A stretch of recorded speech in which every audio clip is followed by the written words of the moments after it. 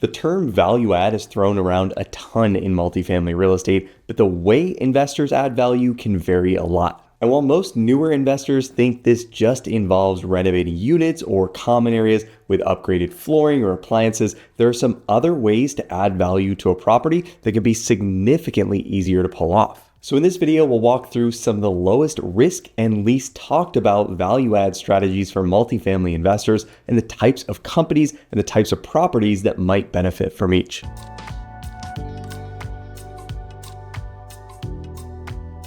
So to start, the term value add essentially just refers to a property that has the potential to generate higher net operating income for the buyer if a few changes are made to the property itself. And while the standard cookie cutter value add strategy is to renovate units and common areas to make them look newer and nicer, there are a lot of other ways to make this happen that in many cases are easier to pull off and involve significantly less risk. And the first strategy I want to talk about has one of the highest return on cost of any value add improvements you can make on a multifamily deal, and this is adding washer and dryer appliances to individual apartments. This is especially true for properties where units already have washer and dryer hookups in place, where you won't need to spend money on plumbing or electrical changes, and all you need to do is buy and install the actual appliances themselves. Now, pricing for this can vary a lot depending on the quality of the washers and dryers you buy, but these can often be installed for a one-time cost of as little as $1,500 to $2,000. And with rent premiums for in-unit washers and dryers often coming in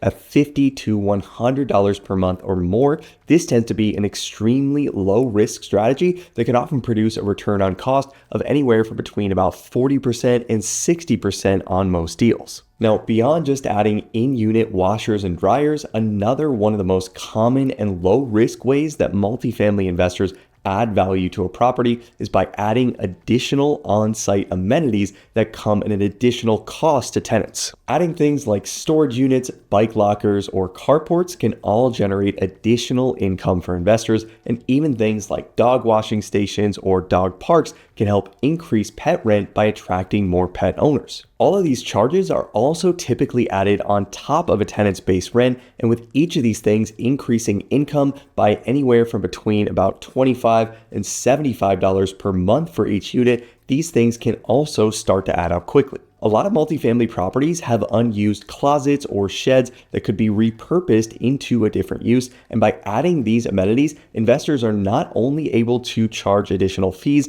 but they're also able to attract renters that may have otherwise not been interested in the property at all. This strategy also tends to work well because you're not forcing every single tenant to pay these additional charges, so this won't increase the sticker price of the property for tenants who just want the basics, but this also gives people who do value these things an option to add these on. Now, the next strategy that's often used by investors to add value to a multifamily property is expense reduction using a few different methods. On multifamily deals, some of the biggest expense line items tend to be property taxes, insurance, and payroll costs, and some of these things can be changed a lot when a property trades hands. When property values decrease over time, investors will often appeal a property's assessed value for tax purposes, which can reduce the property taxes owed for the investor going forward. Insurance premiums can also drop when a property trades hands, especially for bigger companies with thousands of units under management and a lot of negotiating power as a result. Some investment firms are also experimenting with AI leasing agents, which can help reduce total payroll costs, and for bigger companies with other properties in the immediate area, having on-site staff split time between multiple locations can also reduce these expenses quite a bit. Many investors will also renegotiate long-term contracts for better rates, work with new property management teams with more favorable fee structures, or even increase utility reimbursement charges for tenants to offset total costs. Even a small reduction in a property's expense load can lead to a meaningful increase in net operating income, and there's also no on-site construction required to make these things happen. Now, the next strategy that multifamily investors will often use might sound a little bit counterintuitive, and this is to allow occupancy levels to drop to charge higher rents. A lot of individual owners or mom and pop sellers will try to keep occupancy levels as close to 100% as possible, and to make that happen, they usually need to rent their units out at below market rates. But from a total revenue perspective, 100% occupancy levels almost always leave money on the table and prevent a property owner from maximizing returns.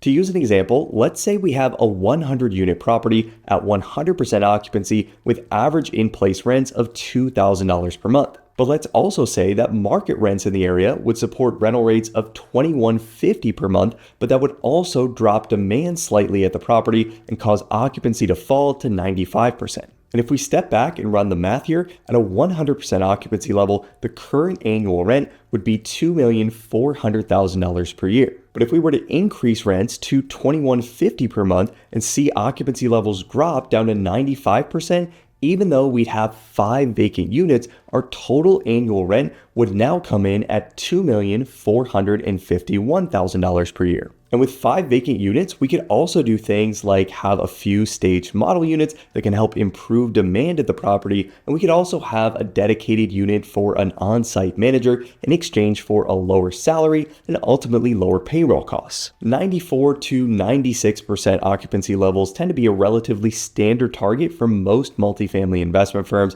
So while having all units rented might sound good on paper, this level of occupancy usually isn't ideal. Now, the last strategy I want to mention in this video does involve some construction, but this is different than your standard cookie cutter renovation approach, and this is to add additional bedrooms to existing apartments or even to build additional units. Some multifamily properties have very big units with big open floor plans that could easily be modified to add another bedroom. And even though this won't add square footage to each unit, tenants are often very willing to pay more for additional bedrooms, especially in more urban locations where you'll see fewer families and more individuals that are pairing up with roommates to save on rent. Some properties will also have big common areas or other unused spaces that could easily be converted into additional units. And while this does come with additional permitting requirements and inevitable construction risk, even just a handful of added units can make a material impact on the income an investor can generate. Ultimately, adding value to a multifamily property can be done in a variety of different ways. And if you want to learn more about how to analyze these types of deals